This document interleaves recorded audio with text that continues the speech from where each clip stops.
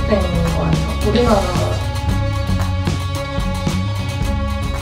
동물 강아지랑 고양이 카페만 있는 줄 알았는데 요새 이색동물 카페를 해가지고 강아지랑 고양이도 하면서 라쿤을 하는 데가 되게 많더라고요. 아, 둘이 같이 놓는다고? 근데 그게 괜찮은지 궁금해. 그렇게 다른 종을 그렇게 섞어 놓는 거는 상당히 좀 위험하긴 하거든. 그러니까 뭐 그들만 놔도 위험하기는 한데 막 사람들이 만지고 그다음에 다른 종이랑 섞여 있고 하니까 뭐 피부병도 옮을 수 있고 아이들한테는 좀 안 좋을 수도 있고 일단은 환경 자체가 제일 큰 문제인 것 같아. 그런 환경에 전혀 생태 습성을 고려하지 않는 그런 환경에 애들을 몰아넣고 사람 손길을 타게 하는 거야. 가서 동물 카페에서 강아지한테 물린 적이 있어. 왜냐면 엄청 큰 강아지들을 그냥 한 우리에 가둬놓고 사람을 들어갈 수 있게 하는 거야. 근데 뭐 좀 큰 강아지들은 위험할 수도 있잖아 우리한테. 그치. 왜냐면 걔네는 스트레스 받은 상태고. 그래서 갔는데 엄청 큰 게 날 물었어.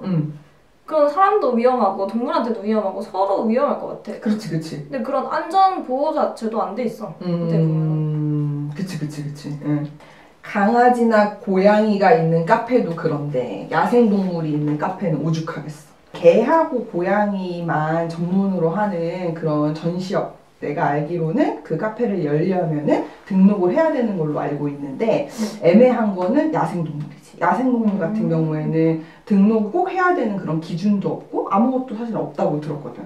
진짜 말도 안 되는 거지. 한 공간에 라쿤을 20마리, 30마리씩 넣어놓고 그게 결국은 찾아보면은 동물 전시업도 아니고 그냥 음식점, 판매점 이렇게 등록이 되어 있는 거야. 그런 상황에서 사람도 혹시 뭐 피부병이든 뭐든 뭔가 옮을 수도 있는 거고 물릴 수도 있는 거고 사람도 위험한 거고 근데 거기에서 평생 그렇게 전시 공간 안에서 살아야 하는 동물들에게는 진짜 평생에 걸친 학대에 해당하는 거지.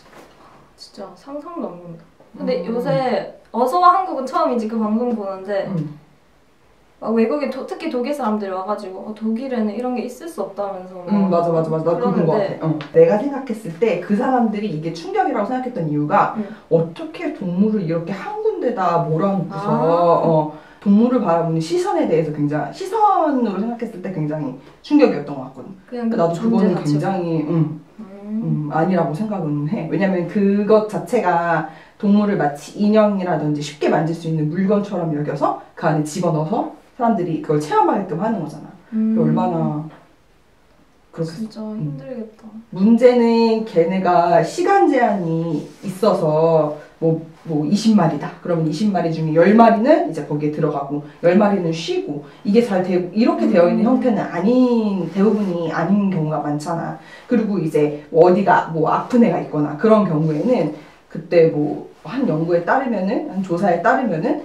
철장 같은 데다가 이제 아이들을 그 뒤에다가 방치해놔. 사람들을 만나지 않은 아이들. 근데 그 아이들에 대한 케어가 제대로 되고 있냐?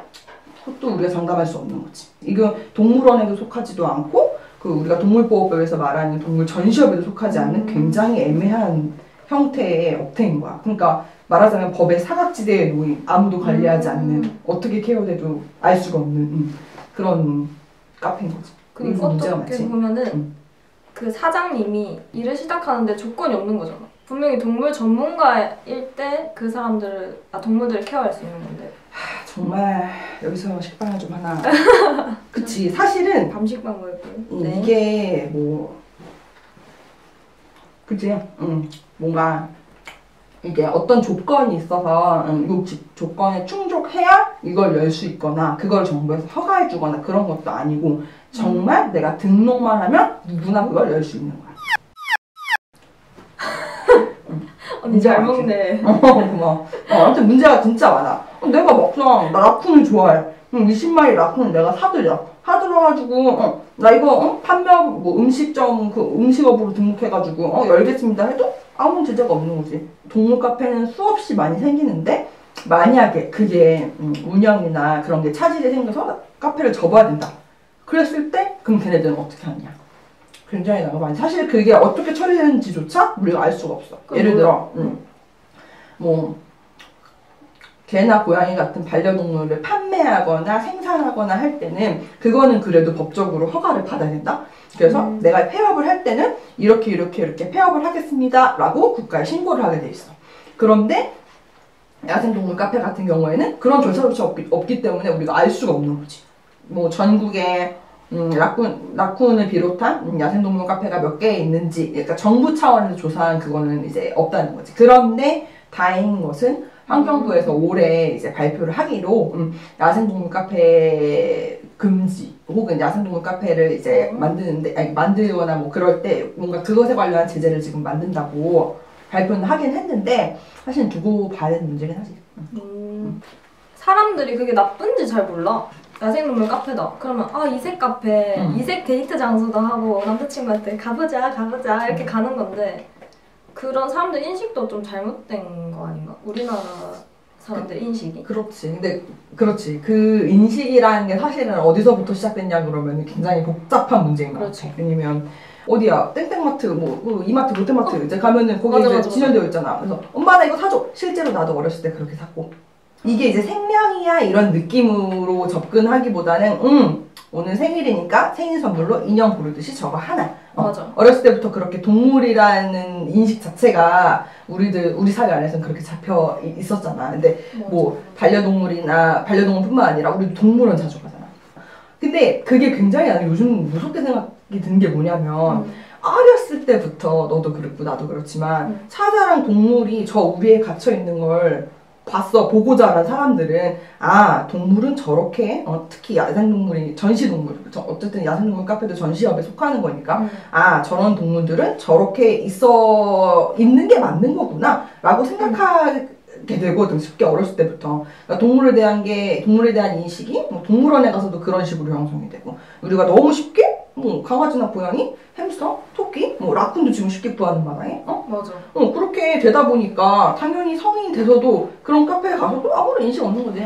근데 진짜 그런 것 같아. 강아지나 고양이 같은 반려동물 같은 경우에는 요즘 좀 반려 문화가 성숙했다라고 하니까 근데 약간 그 야생동물, 라쿤, 우리가 쉽게 접할 수 없는 동물 같은 경우에는 좀 그렇게 생각하는 경향이 좀 떨어지지 않나 생각을 해. 왜냐면 우리가 쉽게 늘 볼 수 없는 동물이기 때문에 호기심에 가고 만지고. 아니 아가씨 땡치면 오늘 또 누군가 오겠지.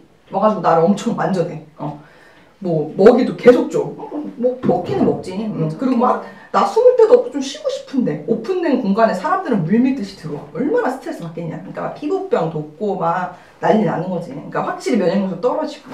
그러니까 소위 말해서 정형 행동이라고 말하잖아. 아이들이 스트레스 받으면 보이는 어떤 특수한 행동들, 뭐 동물원 가면은 굉장히 잘 볼 수 있지. 어떤 동물이든 뭐 사자가 한 공간에 왔다 갔다 한다든지 그런 정형 행동들 같은 게 동물원에도 보일 수 있지만 야생동물 카페에서도 당연히 그런 공간에 장시간 노출되어 있으면 그런 것들이 보일 수밖에 없는 거지. 사람으로 치면 정신병에 걸리는 거야. 같은 그런 공간에 가둬놓고서는 계속 그러는 게.